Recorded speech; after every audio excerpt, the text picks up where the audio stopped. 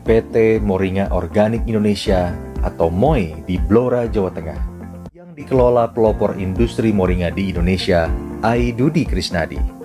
Meski belum mencukupi jumlah minimal bubuk untuk ekspor, namun pembeli dari berbagai negara seperti Belanda, Jerman, Kanada, Malaysia, Arab Saudi, Jepang, Ghana, dan Amerika Serikat datang sendiri ke Indonesia untuk membeli tepung moringa.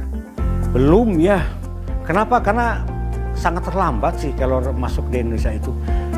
Dunia mengenal kelor sejak 1999, bahkan sebelum itu. Nah, kelor, saya mengenalkan kelor di Indonesia ini baru tahun 2010 dan mulai mengenalkan produk berbahan kelor tuh tahun 2012. Kenapa kelor di Indonesia tidak berkembang? Kenapa kan ada stigma mistis bahwa kelor itu untuk memandikan mayat, menghilangkan susuk, menghilangkan aji-aji, ilmu dan sebagainya seperti itu. Jadi sangat-sangat susah. Ditambah lagi ada stigma bahwa di Indonesia ini hanya orang miskin yang makan kelor. Kalau di Eropa hanya orang kaya itu yang bisa makan kelor karena harganya sangat tinggi. Dudi menekankan pentingnya menjaga kandungan nutrisi kelor dalam setiap pengolahannya. Kandungan nutrisi yang tinggi akan menjaga permintaan dunia terhadap komoditi moringa Indonesia. Untuk itu diperlukan proses pengolahan yang benar, yang dinamakan Moringa Nutrition Log Method, untuk menjamin mutu terbaik. Kebun harus dikelola dengan sistem organik. Tidak boleh ada pestisida sedikit pun yang digunakan. 4 jam setelah dipanen, daun moringa langsung dicuci sebelum mengalami fermentasi. Daun juga dipisahkan dengan ranting yang mengandung antinutrien. Selanjutnya, daun dicuci dengan air ozon untuk mengurangi mikroba. Pencucian dilakukan cepat agar zat nutrisi tidak larut dan terbuang. Daun kelor yang telah dicuci kemudian ditiriskan untuk mengurangi atau menghilangkan kandungan air sehingga tidak ditumbuhi jamur.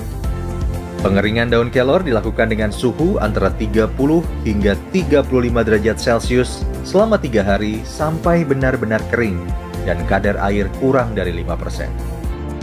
Setelah itu, pisahkan kembali dari bagian-bagian yang tidak diinginkan yang tertinggal. Kemudian, masukkan ke dalam kontainer plastik food grade. Daun kelor kering lalu ditepungkan dengan mesin penepung hingga derajat kehalusannya mencapai 500 mesh dan nano. Tepung harus dikemas ke dalam alufoil standing pouch zipper dan diberi silika gel, kemudian seal menggunakan sealer continuous. Produk harus disimpan di tempat kering, tidak lembab, dan terhindar dari sinar matahari langsung agar tidak berubah mutunya. Dudi juga menegaskan saat ini baru 20% kebutuhan moringa dunia yang terpenuhi, dan 80% dari 20% tersebut dipenuhi oleh India yang konon kualitasnya diragukan dunia. Menurutnya, saat ini moringa berkualitas tinggi justru berasal dari Tenerife, Spanyol, dan Indonesia.